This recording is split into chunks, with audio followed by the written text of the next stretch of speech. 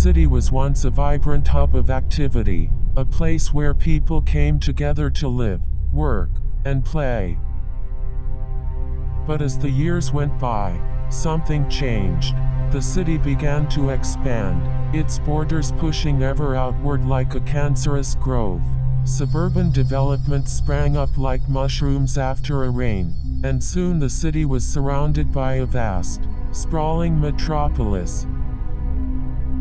At first, the citizens were pleased. They had more space, more privacy, more room to breathe. But as time went on, they began to realize the true cost of their newfound freedom.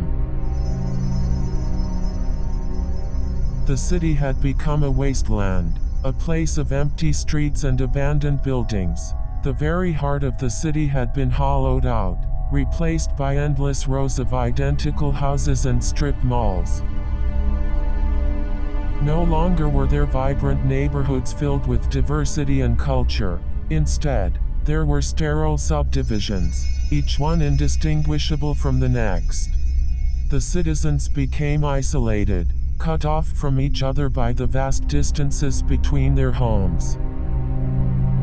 They spent their days commuting back and forth, trapped in an endless cycle of work and consumption. And yet, there were those who profited from this new way of life.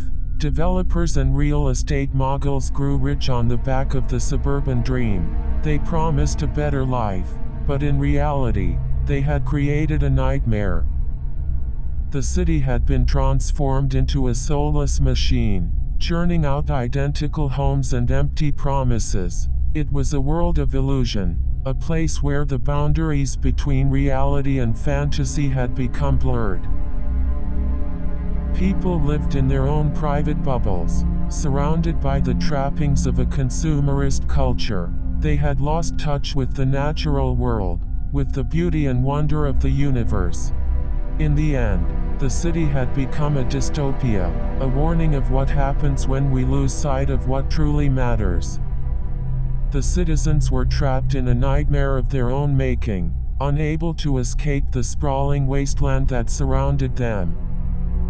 And so they continued to live, in a world that was both real and unreal, a place where the past and the future were indistinguishable from each other.